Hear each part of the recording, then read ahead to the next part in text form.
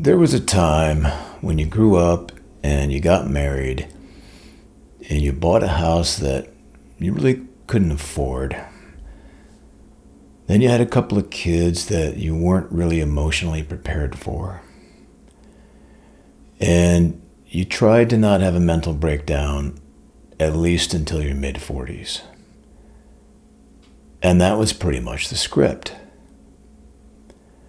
But these days, people can barely commit to a Netflix show, let alone spawning another human being to take part in this insane little experiment we have mislabeled as a society. And it seems that suddenly everyone's confused because after decades of being told that overpopulation was killing the planet, now birth rates are collapsing and governments are panicking. And people my age we're just tired. This isn't a comedy skit. It's real. Well, I mean, it is kind of a comedy skit, depending on how you see things. Okay, so if you've been paying attention, Japan's population is in free fall. South Korea has the lowest fertility rate on Earth. China is aging faster than its economy can pretend to keep up. Italy is handing out incentives like it's a carnival prize booth. And here in the US, everyone's too broke or burned out or just existentially disinterested in reproducing. Which, frankly, feels like a completely rational response to the current state of affairs in the world. So let's talk about this population issue, because I don't think it's just a statistic in some economist's spreadsheet. I think it's actually a symptom of something deeper and quieter, something kind of honest that's happening. Okay, so most of us were told that we would want kids at some point. That one day, some primal instinct would just kick in. And that may have been true for some people, but instead, most of us woke up in a one-bedroom apartment eating leftovers in bed at 3 a.m., Googling, do I have to be happy? So these days, we are not exactly in baby-making mode. And it's not because people hate kids. Some people just looked at the state of the world and thought, yeah, no. Why would I voluntarily bring someone into this? So if life's a party, it's the kind where someone brought a piñata full of unpaid bills and the karaoke machine only plays news headlines. It's not exactly a great vibe. Now, if you want to go a little deeper, and of course I do, there's an entire philosophy around this called Anti-Natalism, which some of you are familiar with, of course. And no, it's not just goth teens in a Reddit forum. It's an actual school of thought. All right, so David Benatar, philosopher and buzzkill extraordinaire, wrote the book Better Never to Have Been. His basic thesis goes like this: life equals suffering, and non-existence equals no suffering. Therefore, bringing someone into existence is inherently unethical because you've just introduced them to pain that they never consented to. Try bringing that up at a baby shower. See how that goes over. But Benatar isn't even the darkest of the bunch. Romanian philosopher and another professional buzzkill, Cioran, wrote, "The trouble with being born," which is probably the most beautiful suicide note ever written. So not only did Cioran question life, he seemed to be personally offended by it. And he wrote, "It is not worth the bother of killing yourself, since you will always kill yourself too late." You know, he sounded like a man who'd been trapped in a dinner party called existence for far too long. I mean, it's fair to say that he was pretty intensely cynical. Nonetheless, I think the man made a point. Now, I don't think these are just sad boys with a thesaurus. These are, they're legit philosophers seriously asking a question: is creating life truly a kindness or a cruelty? Fair question. And that question, whether people can name it or not, is sitting quietly in the background of every time someone asks or says, "I don't think I want kids." So the real world questions are possibly even more grim. I mean, let's face the truth here. We're drowning in debt. We can't really afford homes anymore. About a third of the population is medicated for anxiety, depression, or some other psychological ailment. Climate change is no longer a warning, it's just the weather now. And community basically got outsourced to social media, where the only consistent semi-human connection is being cyberbullied by trolls or bots. And now we're told that if we don't have kids, we're the problem. I don't think so. I think that the system itself is antinatal. And we are just paying better attention now.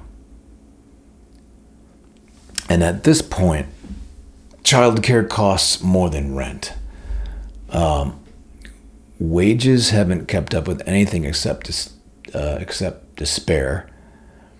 Mental health care is pretty much a luxury if you can get the good mental health care. And, our collective trust in the future is basically circling the drain. And still, articles keep getting published asking, why are millennials and Gen Z so selfish for not having children? Right. Because bringing a kid into a slow motion apocalypse with no support system is what selfless people do. Got it. But there's another primary and fairly obvious reason why more and more people are opting out of parenthood. We've developed a collective case of, well, let's call it digital erectile dysfunction. This isn't really the physical kind, it's the emotional kind. So, what this means is that our phones have become the ultimate safe sex. All the stimulation with none of the risk. We've engineered intimacy into a risk-free transaction where you can ghost someone mid-conversation and feel nothing. And I believe that the dating apps are turning romance into a meat market just with better user interface design. But the thing is, we're not just addicted to our devices. We're using them to avoid the fundamental discomfort of being human around other humans. Real connection requires you to sit with awkward silences and navigate someone else's damage and, occasionally witness their morning breath. Your phone never has morning breath. Well, not yet anyway. So we've gamified dating and love into a dopamine slot machine. Swipe, match, text, repeat. I think it's kind of masturbatory in the truest sense. You get all the neurochemical payoff with none of the vulnerability. And, meanwhile, actual courtship feels as antiquated as writing letters by candlelight. Now, look, of course, people still want real relationships. But I think we've gotten to a point where we want them sanitized and curated with an easy exit strategy. Real face-to-face love is messy and inconvenient. It's a pain in the ass. It demands that you show up when someone's unraveling at ungodly hours.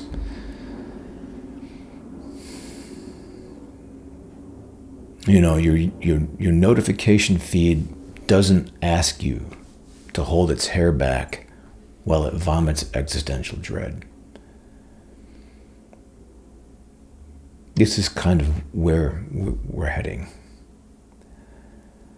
So, what this ultimately means is we're a lot less likely to form families because we're becoming socially atrophied and relationally impotent. It's not only because of ideology and economics, even though those things play a big part in all this too. The algorithms they've trained us to prefer the simulation over the thing itself. It's like, we're in the society of the spectacle. So some researchers call this social infertility. I call it what happens when an entire civilization chooses masturbation over sex, metaphorically speaking. And we barely noticed because, well, you guessed it, the phone buzzed again. Here's the quiet part I want to say out loud. I think maybe the biggest reason people aren't having kids is because deep down, they just don't think it's worth it anymore. Not in a, diapers kind of way, but rather in a deep soul level kind of way. A species-wide malaise. Or, I don't know, maybe a quiet spiritual shrug. We've been sold this story for generations at this point, that your life only really matters if you continue it in the form of another person, and that reproduction is a redemption of sorts. We're taught that parenthood is the path to a purpose in life. But let me ask you, what if it's not? What if you woke up one day and you look around at the smoking ruins of society and you think, yeah, I really don't want to add to this and pass this on. And I don't think that's selfish. On the contrary, I think it's actually a form of self-awareness and generosity. And furthermore, I think what's selfish here is bringing life into this world without fully considering the implications of that choice. You know, that's concerning. Now maybe, this isn't the end of the world. It's just a soft reset or a reckoning. It's a moment where we all stop collectively and say, okay, enough. Now look, for the record, I don't think there's anything wrong with having kids, and I don't dislike kids. But I think it seems that far too many people don't take some time to look within and ask themselves some difficult questions when considering parenthood. I mean, you are, in a sense, playing God. So, all of this begs the question. If you're not going to create new life, what do you do with the one you've got? Well, plenty. For starters, maybe we stop thinking legacy means biological continuity. I mean, we can build a legacy out of kindness, or out of art, or honesty, or refusing to repeat the trauma cycle just because someone told you it's your biological duty. Maybe you mentor, you volunteer in some way to help the kids who are already here suffering. Maybe you make something and you tell the truth in a world that's allergic to it. And I see all of this as a kind of parenting too. I don't think we need a stroller to leave an imprint on the world. I think we just need to show up fully, as authentically ourselves as we can. Even if that self is tired and sarcastic or, occasionally Googles how to live when everything is dumb. Okay, so apparently we have to fix everything ourselves.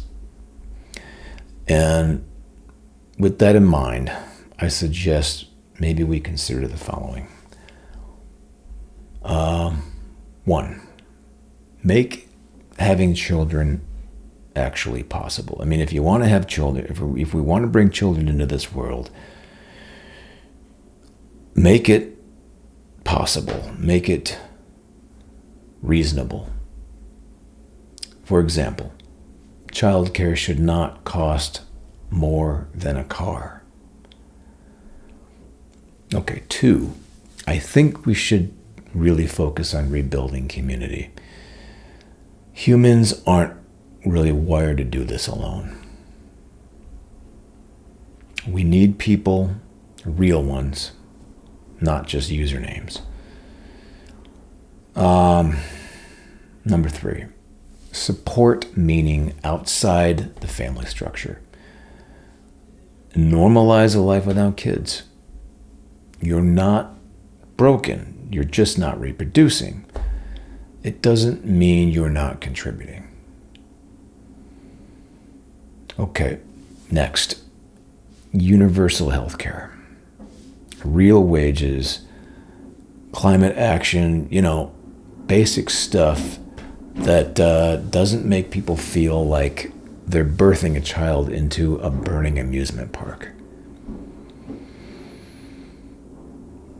But most importantly, I think we should stop shaming people for choosing not to create more humans. Some of us are really just trying to stay human. So maybe this isn't collapse. Maybe it's a confession. It's a moment of quiet honesty from a species that's been running too fast and chasing too much, and pretending too hard. And maybe the world isn't ending. We're just opting out of certain illusions, like legacy or destiny, or the idea that just because you can bring someone into the world, you should. I guess that's all I got today. Thanks for watching.